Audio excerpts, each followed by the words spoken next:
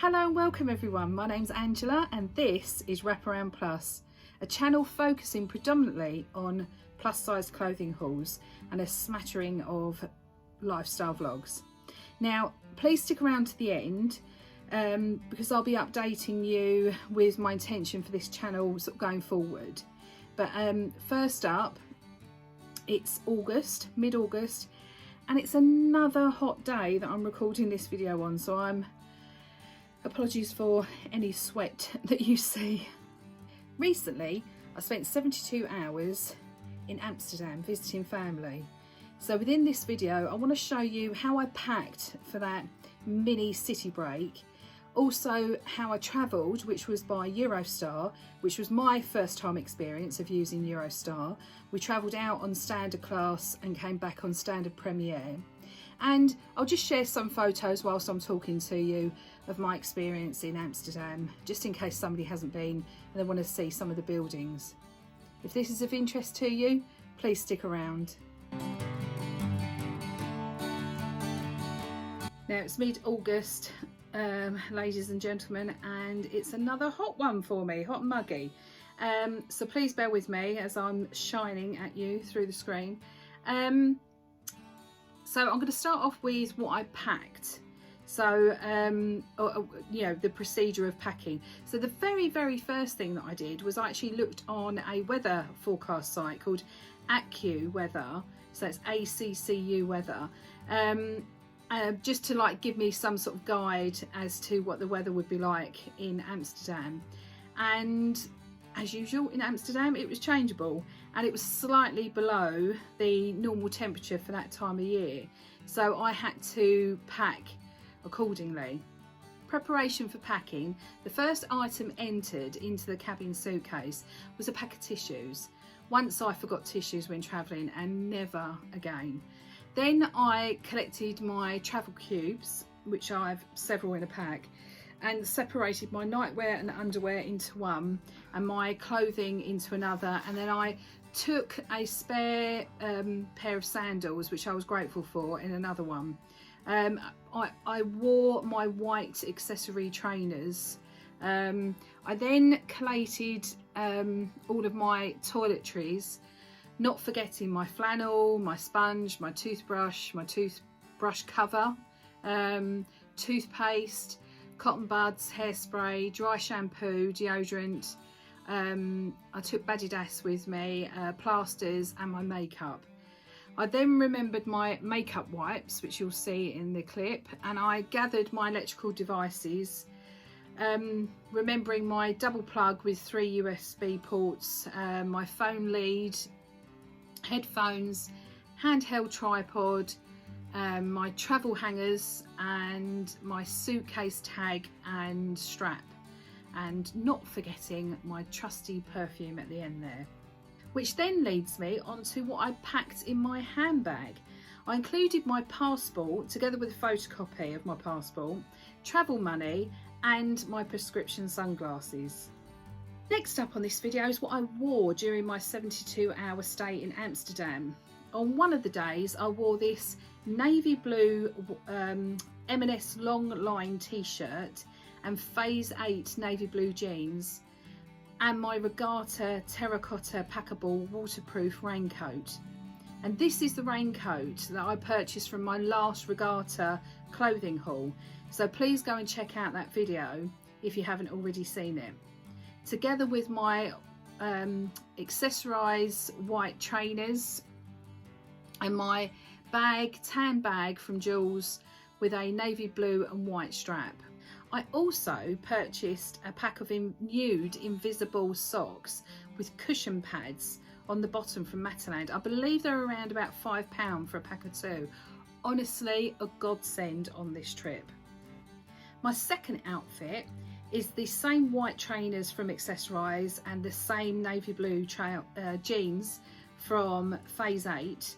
I paired this with a navy blue and white striped t-shirt, 3/4 length sleeve from Sea Salt, and when it wasn't raining I teamed this outfit with a long line navy blue cardigan that I purchased from Amazon for around £22.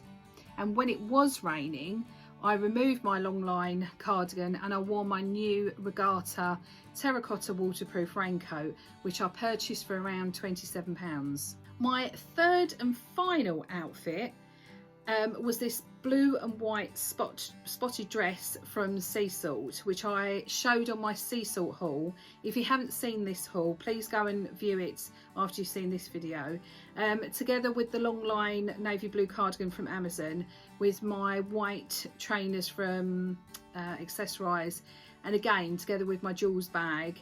And I always carry a bottle of water with me.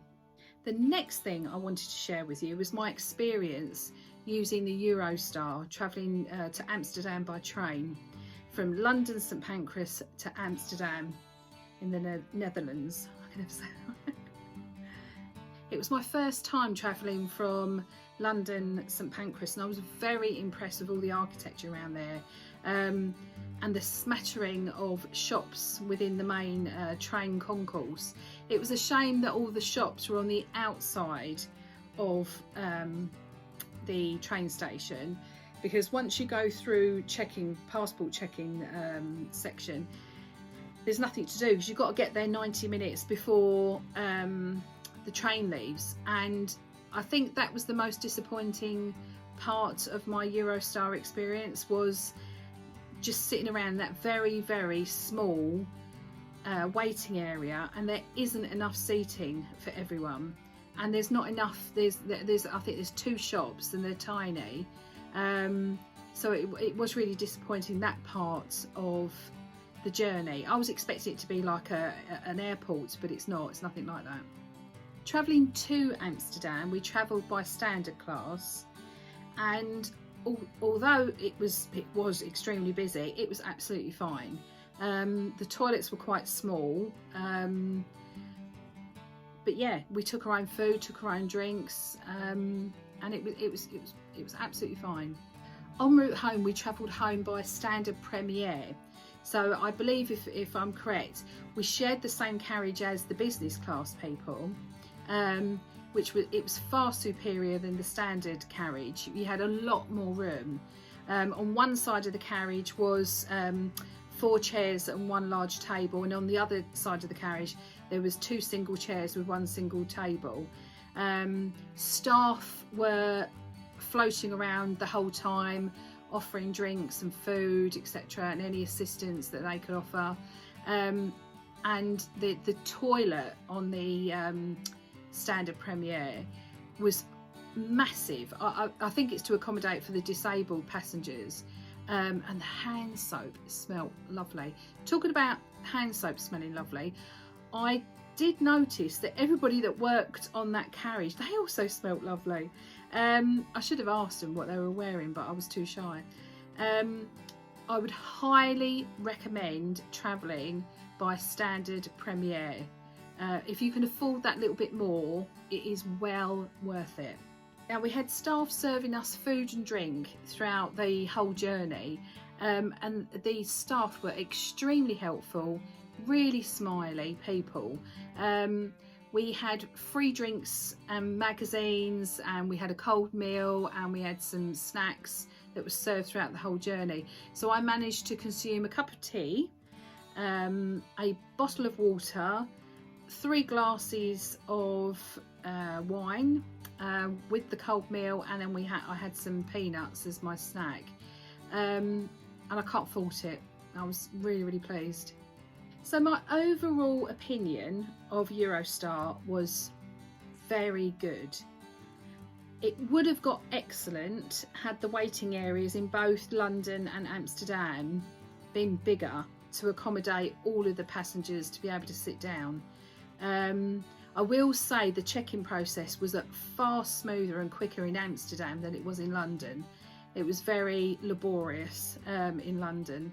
But the bonuses is when you're travelling, you've got that view as you're going past at speed.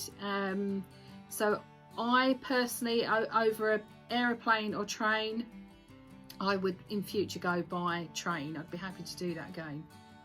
As for Amsterdam itself, what a beautiful city. It is a city that has a blend of other European cities such as Venice, with properties on top of the canals, Barcelona with some of their really wide streets, and it reminded me a bit of Paris as well, with a lot of their beautiful architecture, and so extremely cosmopolitan. The people are lovely, and all of them speak English, which is extremely handy. That's one of my life regrets, is not learning a language. But I do try and say please and thank you whenever I do go abroad.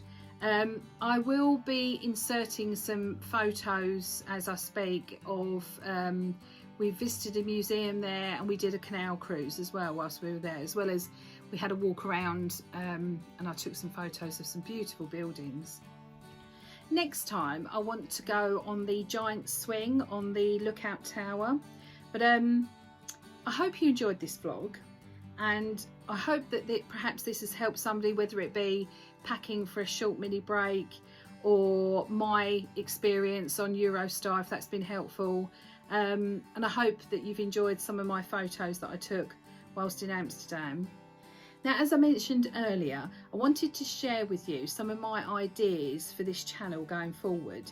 The reason I called this Wraparound Plus was because my initial intention was to offer you, the viewer, an array of videos such as food and drink reviews, food shopping hauls, reviewing my own beauty and hair products, together with lifestyle vlogs such as decorating, because I love painting furniture, and organising, whether it be clothing or food organising, as well as updating you on any trips that I do or any future vacations, with the main focus being plus size clothing hauls. So going forward, I will be introducing elements of each of these subjects, as I hope this will be of interest to you.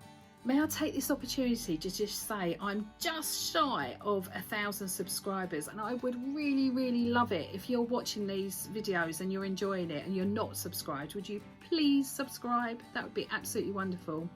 And with that, have a beautiful day, and bye for now.